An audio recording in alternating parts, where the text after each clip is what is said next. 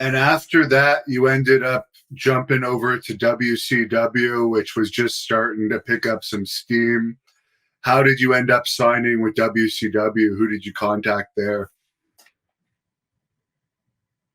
Yeah, I I contacted Arn at the time, and Arn and I were best friends. So I called up Arn and I said, "Hey, Arn, do you think you can you know get me a chance, a meeting with Eric Bischoff or somebody?" And he said, "Yeah, definitely." So ended up being where he gave me the number, and then I called up Eric Bischoff, and I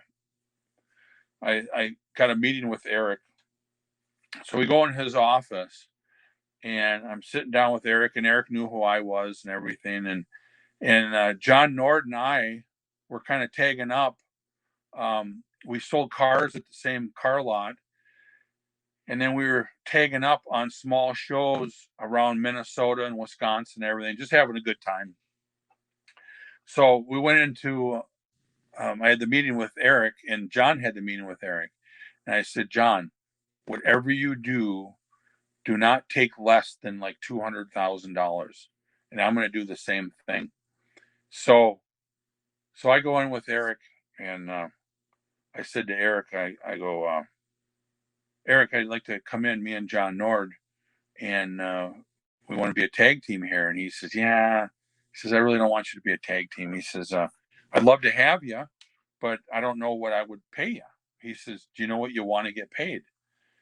And I said, yeah, I want to be paid a few $1,000,000, and I think I'm worth it. And he starts laughing. He goes, well, how can I justify that? And I said, well, why don't you just bring me in the territory? I said, I'll start training like a son of a gun. I'll be the toughest son of a gun there is. And I said, I'll beat everybody in 30 seconds. I'll beat Hulk Hogan. I'll beat everybody. And I'll be the top guy. And then I'll be worth those millions. Instead of paying me 20 million, just pay me 10 million. And then you just save 10 million. And then you got your top guy. And he laughed. He goes, that was a great answer. He says, but that ain't going to happen. And I says, well, what's your thought? He says, well, how about I pay you $175,000 and you'll just do TVs and hardly work. I said, Eric, I said, that's a great deal. But I said, am I going to be partners with John? He goes, no, you won't be partners with John. So I says, well, you know what? That's a pretty good deal. I said, I'll talk to John and I'm going to take that deal. So I talked to John. I told him that. You're kidding me. He says, I talked to him and I'm not making that much money. And I says, well, what's what's the deal? And he says, yeah, I think I'm making like 125 or something. And I says, yeah, but I asked for 20 million and then I settled for 10 million. I got 175, and we laughed. And Eric was a great guy. So that's how I started my job there. You didn't start as the Blacktop Bully. I guess you started under your real name. Was that the plan all along, to evolve into the Blacktop Bully character, or did they kind of just throw you out there with no plans at first? They just got me the job, and I had a job just to do some TVs and try to figure out what to do with me. And then, um, and at that time, I don't know who the booker was. I can't remember what it was, but then Ric Flair became the booker, and Rick says, "Yeah, we gotta think of some kind of an angle for you." And he says, "Get with Arn," and he says, "Try to come up with something." He says, "Maybe be a truck driver or something like that." So um, I called up Arn. I said, "Arn, we need to have a meeting." And he goes, "What do you mean we got to have a meeting?" I said, "We need to have a meeting, drinking a couple of beers, and you got to come up with a gimmick for me." And he says, "Okay, let's meet over at Bobby Eaton's garage."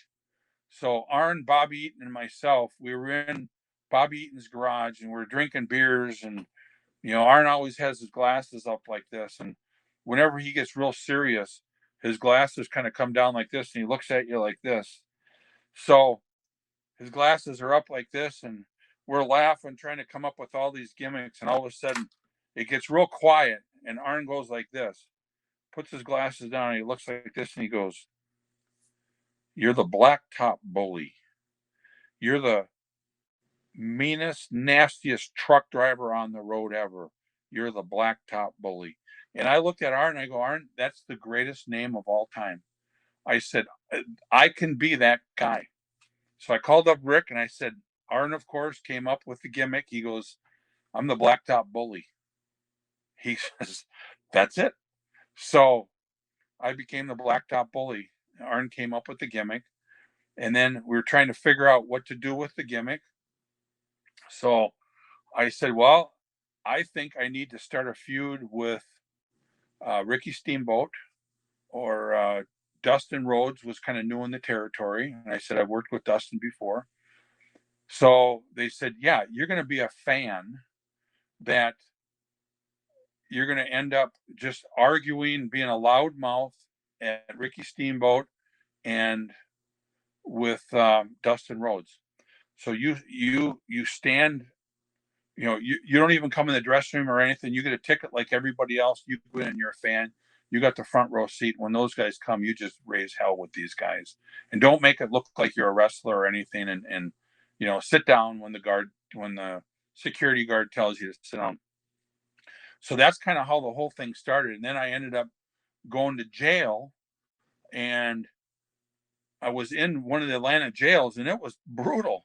And I was in there with the cup and everything. And then that's when Colonel Parker came and bailed me out of jail, and I got together with Haku, and it was that's kind of how the whole Blacktop Bully started. Yeah, it was a great character. I really liked it, and I didn't know it was you at the time. I didn't realize it was Smash or Repo Man. I thought it was a new character. Oh, you didn't know? No, I was young. But it was Bully? before the internet. So it was a great character. That gimmick, that gimmick could have went a long ways. And they were building it up just perfect and everything. And I had tagged up with different people and worked against Sting and all. It was just a fun gimmick, and I felt very comfortable with it. And then it ended up being where we ended up having Dustin and I. We had feuds all over, and it ended up being where we had the truck match.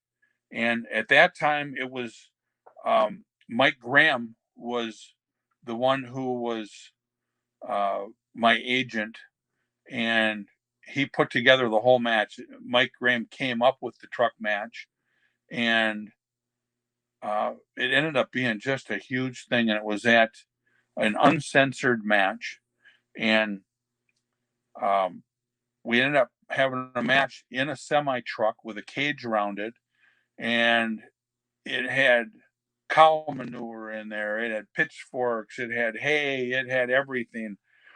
And we ended up, when we got in this truck, we went on like a 60-mile path around Atlanta, and there was helicopters with cameras, trucks with cameras. I mean, this was a huge thing, and it was going on during the uncensored match.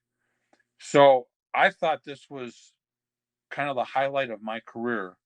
And I was going to win this match. So then I could go on, and I'm still the Blacktop Bully, and I could wrestle Steamboat, and I could, keep going on. So it ended up being, when it was all done, the cameras were off, everything. I hugged Dustin. I said, Dustin, thank you. That was a lot of fun. It was huge. Thank you. I was blood from head to toe, my arms, everything. And I had to drive back from Atlanta. I was living in Charlotte.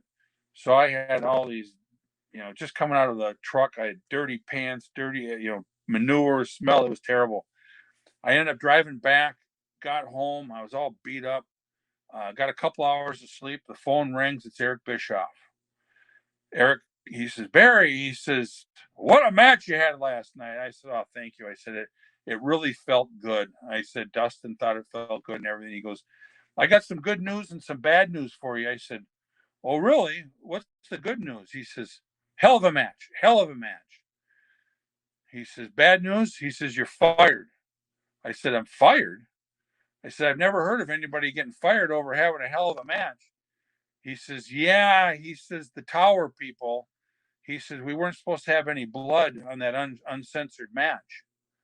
And I says, well, you know, and I didn't want to stooge off Mike Graham because he told us to get blood.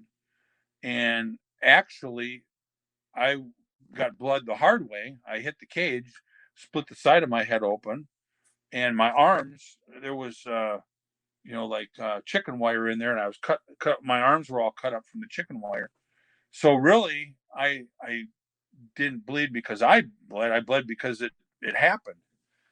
So Eric says, please, Barry, he says, just you know, take the firing. He says, take off a little while and I'll bring you back. And I said, Eric, I said, we're friends. You're a Minnesota guy too.